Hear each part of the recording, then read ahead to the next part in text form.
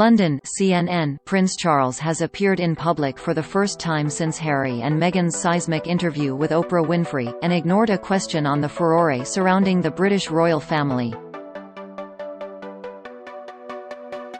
Buckingham Palace is under mounting pressure to respond to a series of damning accusations from the Duke and Duchess of Sussex in their first sit-down since stepping back from the monarchy and moving to the US last year. Some of the claims, including allegations of racism and Meghan's admission that she felt suicidal during her first pregnancy, have the potential to deeply impact the royal family's reputation and have left a cloud of suspicion over some of its members.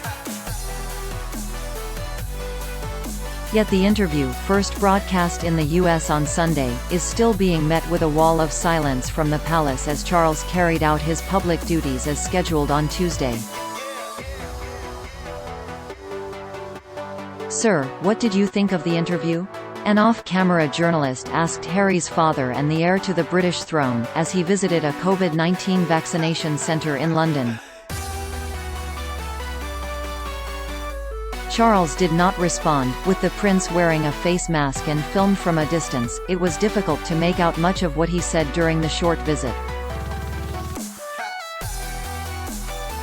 Charles drew laughs from people at the center with what sounded like a comment about his age, but did not appear to make any comment about Meghan's accusations of racism or Harry's allegation of an estrangement with his father.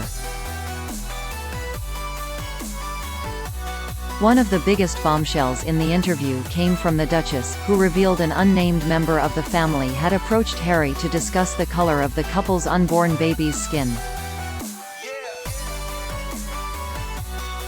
Winfrey said Monday that the Duke later clarified that neither of his grandparents, Queen Elizabeth or Prince Philip, had been part of those conversations. In the two-hour blockbuster screened in the UK on Monday night, the couple touched upon a string of issues including racism, mental health, royal family dynamics and lack of institutional support. The couple cited a lack of support over invasive press coverage and the royal institution's decision to deny their son Archie a title, and with it his eligibility for protection, as the basis for their decision to relocate from the UK.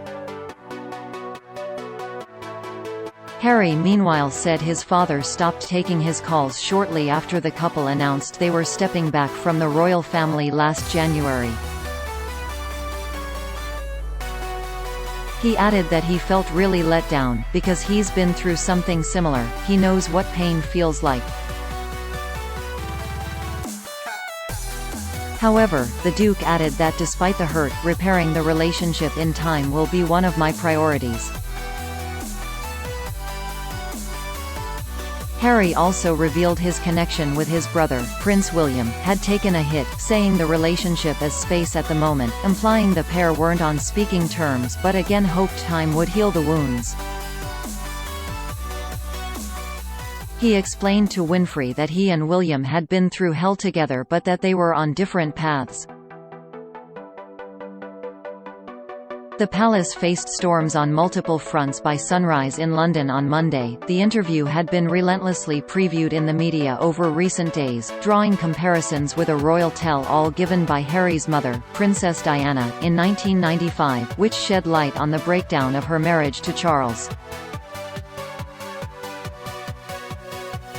But the revelations in Sunday's broadcast may have dwarfed even those in magnitude, as Harry and Meghan's scorched earth confessional posed problem after problem for palace staffers and senior royals.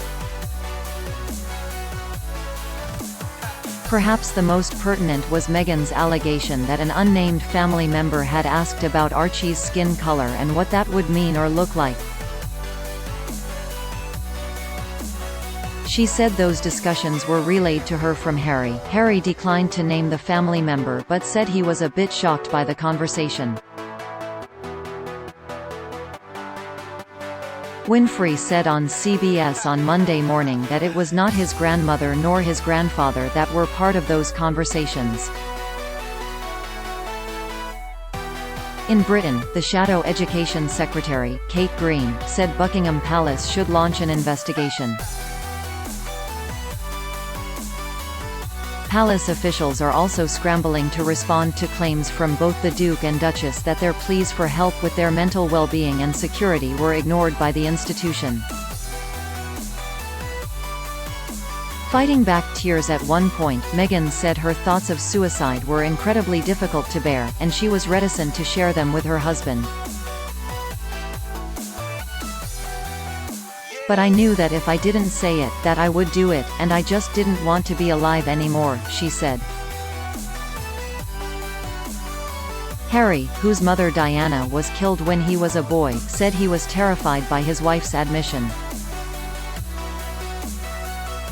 The prince, who is sixth in line to the throne, said there is a culture of suffering in silence in the royal family. But Meghan's race and the abuse she endured made the situation even more difficult for the couple, and their perceived lack of support ultimately led, above all other factors, to their dramatic decision to quit as working royals.